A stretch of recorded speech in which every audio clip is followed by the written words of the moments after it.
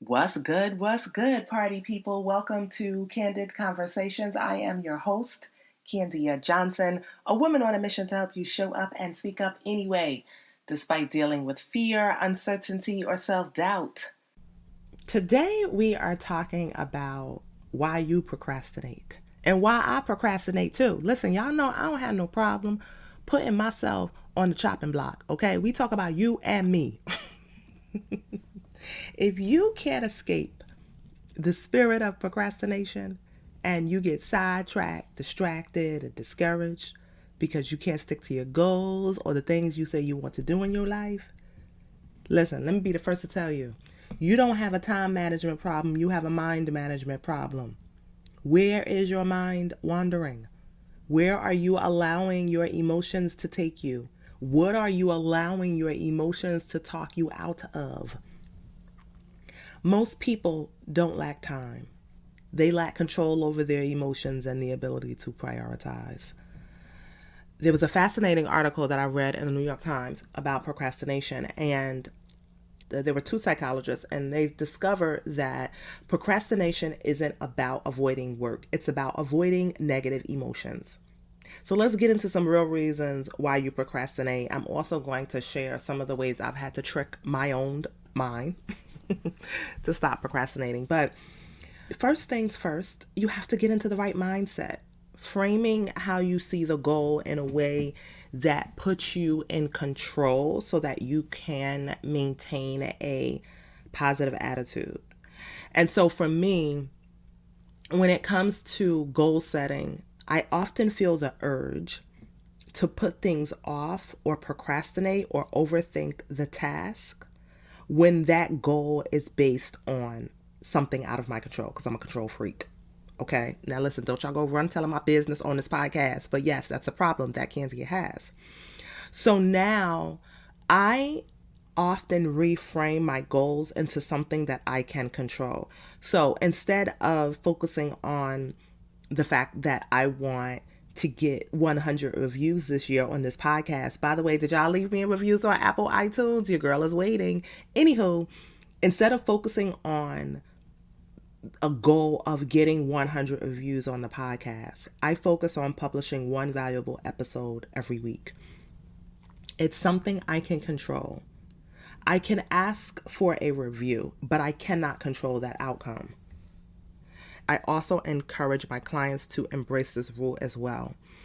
You have to stop externalizing your worth to things you cannot control, or connecting your sense of peace or well-being waiting on other people's approval or validation. You have to get insanely focused on the things that you can control. And so then once I set that goal, I get real with myself about some of the barriers to me achieving that goal. Sometimes I'm looking at my week and looking at some of the family obligations that I have to commit to this week while working. And so I may ask myself, what might trigger me to put this off this week?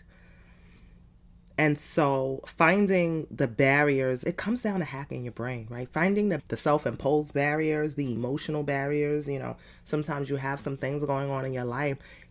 Being real about what are some of the things that may trigger me as I execute on this goal, and then figuring out workarounds for them. And so I'll share an example. So sometimes I have to take my mom to a doctor's appointment, and watching your parents grow older is something that people don't prepare you for. And sometimes if I have a work obligation or something that I have to do after those appointments, years ago, emotionally, I just wasn't there. And it was hard for me to stay focused because it just wears down on your spirit and it made me feel sad at times. That's just what it is. What I know now is if I have appointments or things of that sort that I have to commit to, then I don't schedule anything to do after that appointment. Or I may just schedule it early in the morning and have some low level task or things that I have to do after that appointment. So, figuring out your workarounds, figuring out your triggers, looking at your goals in a way that is not focused on other people's approval or validation is one way. Another thing, too, is sometimes you have to simplify to amplify your efforts. Simplification is key. So, when you say you want to do something, you get so caught up in the how. How am I going to get this done? How am I going to get started? I don't know how to get started. And next thing you know, your brain is racing like 10 steps ahead. And your brain is now telling you that you failed, that you did it wrong, that you don't know what you're doing, that you're not qualified. And so what I know now is the word how often creates so much clutter and confusion that it stops you from moving forward. It stops you from taking action. It takes you off of your game. And real talk, you have to ask yourself, sometimes I challenge my clients, do you really want to know the how, or do you want me to validate or approve your idea? Chances are you know the how. Chances are you know at least one thing that you need to do to test that idea. Because the reality is everything is an experiment. You can do something the first time and you can do it 10 times and it may not work. Keep showing up for yourself. Most times, you have to embrace things with an experimental mindset. The problem is you want to know with absolute certainty that this thing that you are going to do is going to work. And when you don't have absolute certainty, you stay stuck in the how. You ask a gazillion different people for their advice, when the reality is what worked for that person may not work for you. So you have to approach things from an experimental mindset. You have to test those assumptions, fully knowing that it may not work for you. Keep testing or experimenting and showing up for yourself. So after I get my mind right and choose the task or the best thing that's best for right now, I get into writing a to-do list. So I look at the task on that list and I say to myself, who, not what. I learned that from Barbara Cochran. I heard her speak and she was talking about how she creates her to-do list. And she was saying that when she writes a to-do list, she looks at the task and things that needs to get done and she figures out who she can delegate or outsource or whatever those tasks to.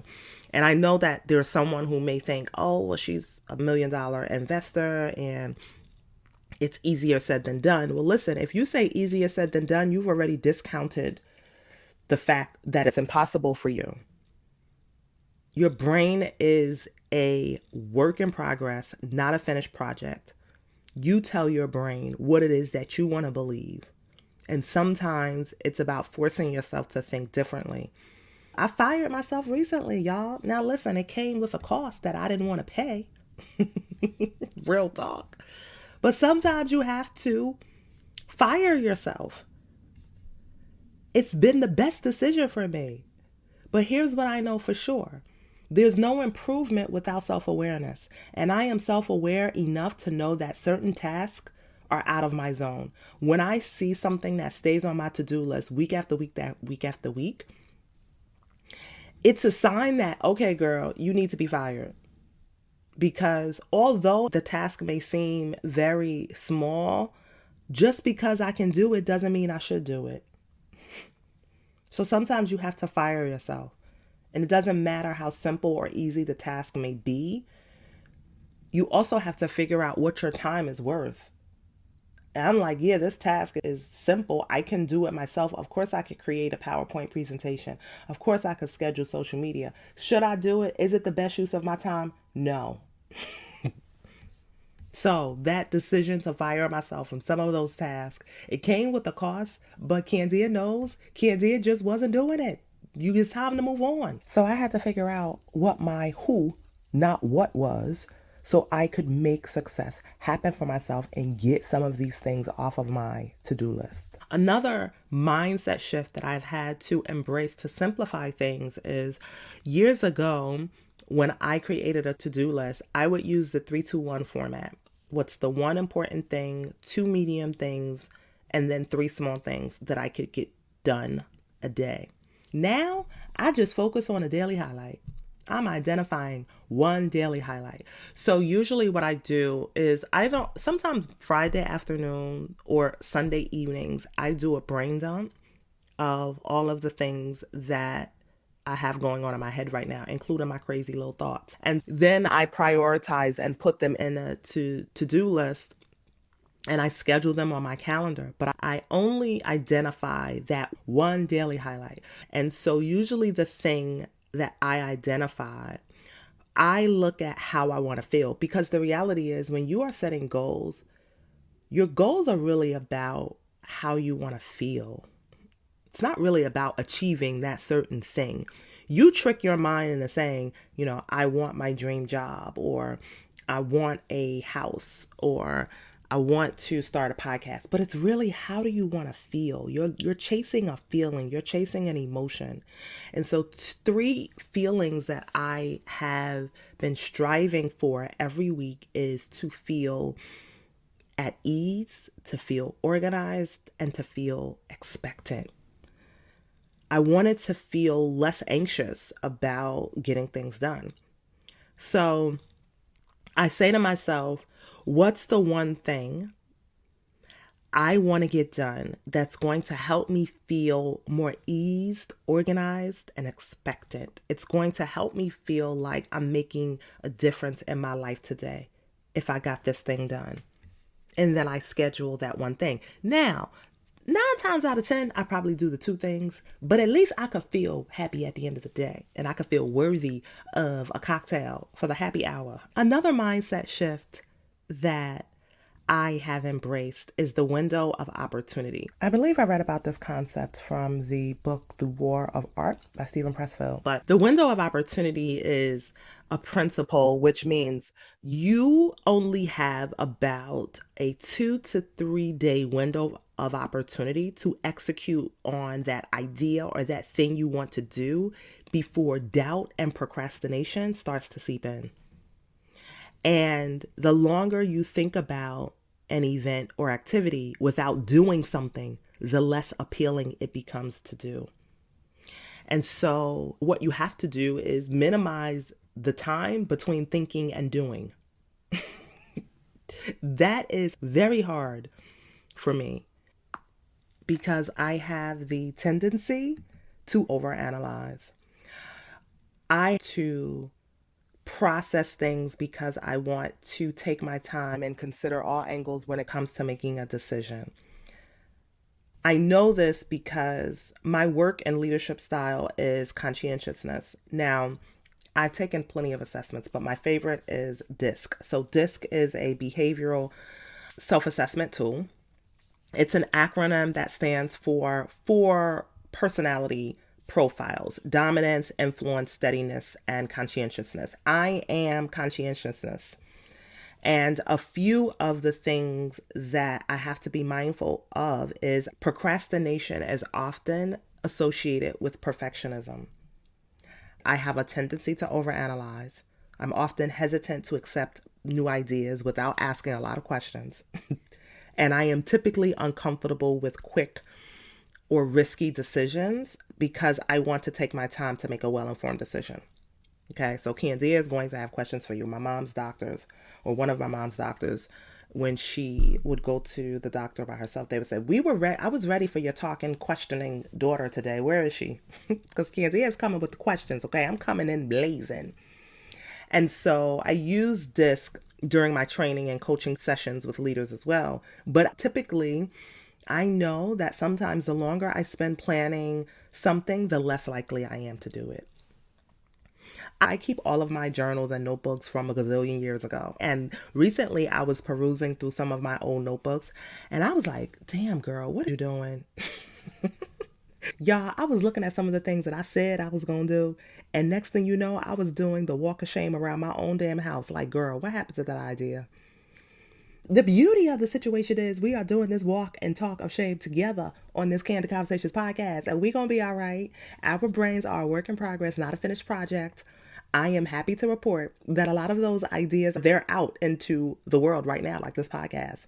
Bottom line, you have to minimize the time between thinking and doing, or thinking and executing on the task. It's also important that you understand when you don't do what you said you was going to do, it affects your self-confidence. And so this is another reason why I always tell my clients and my workshop participants to simplify what needs to get done, because baby steps count too, and it ultimately builds your confidence.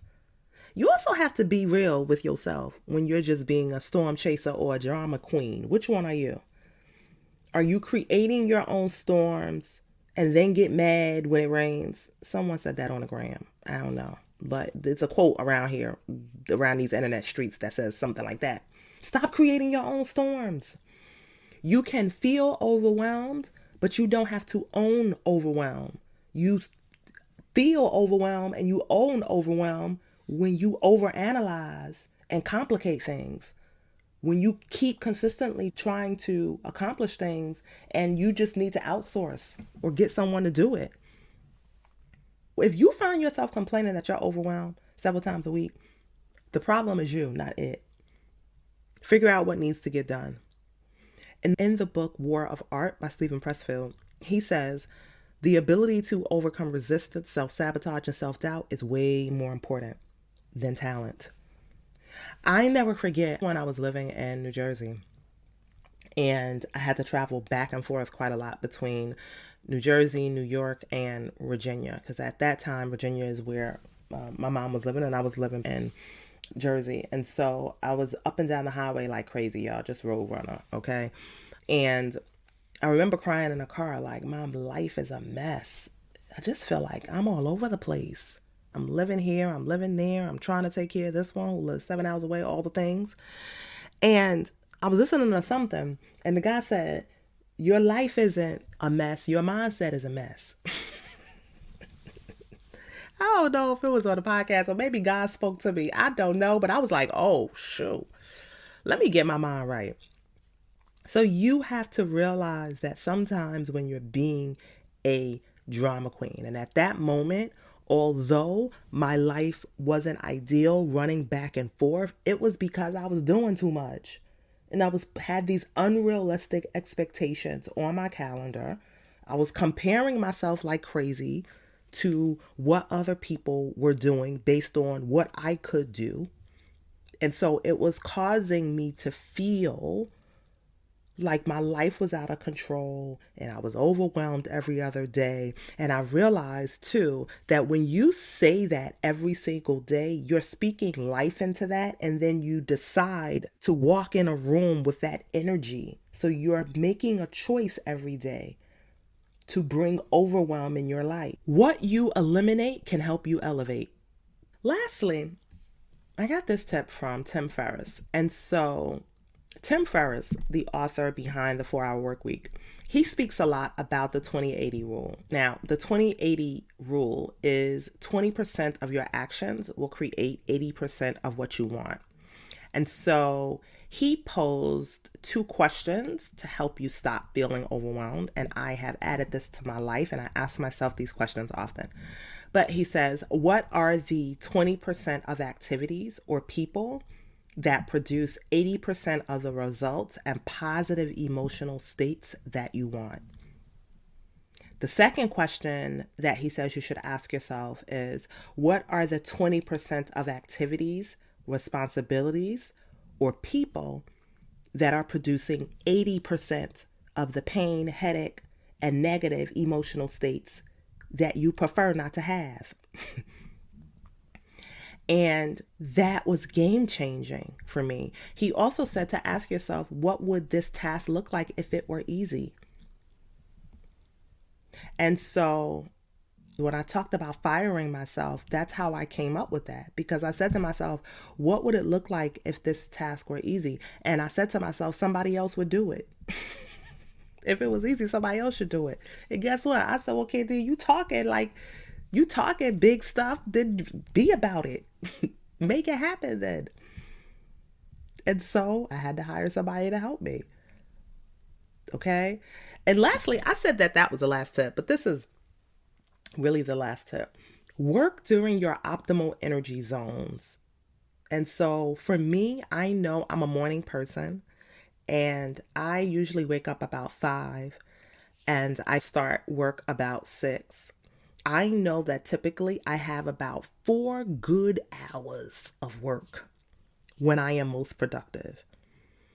And I've learned that the biggest mistake that we often make is believing that every minute of the day there's an opportunity for you to be productive. And I believe that we each have optimal energy zones. I don't believe we should be striving for this nonstop hustle or nonstop productivity. And I would also encourage you to understand when you're thinking about that optimal energy zone, or when you're figuring out your optimal energy zone, I would also encourage you to let go of that traditional way of thinking about developing or producing. There's a traditional belief that fixing our weaknesses leads to success. And I go back to that example of firing myself from that activity because I was so busy trying to improve that. And I don't even like the word weakness. I don't like the word weakness. I prefer areas of growth. I always tell my leaders, you have an area of growth or you have an area of delegation. Get the task off of your to-do list. But anywho, I believe that traditional belief of fixing your weaknesses leads to success. That's where many of us get stuck. I believe that you should focus that optimal energy zone on your strengths. And now, of course, there are some skills that you need to focus on that are outside of your area of specialization so that you can triple your confidence, such as public speaking, negotiating, things of that sort. But discernment is key. Okay? And so I would encourage you that sometimes it's unrealistic to believe that you have to focus all of your energy on fixing your weaknesses. It's also unrealistic for you to believe that you're going to be able to just stop procrastinating altogether. I just adopted being proactively lazy. I learned that from the book Atomic Habits. I love that term. I tell my clients that now. How can we just be proactively lazy? One of the ways that I am proactively lazy is I batch process things. And so at the time that you are listening to me, this is my 4th podcast that I've recorded in 2 hours. And so I've had to stop myself from recording a podcast once and then hitting publish. Usually I try to record at least 4 to 6 episodes at one time so that I could be proactively lazy. So again, procrastination isn't about avoiding work. It's about avoiding uncomfortable emotions. You don't have a time management problem. You have a mind management problem. Get your mind right. That is it for me today, party people. If this episode touched your heart in any way, share it with your people so they can share it with their people. I appreciate y'all. Talk soon.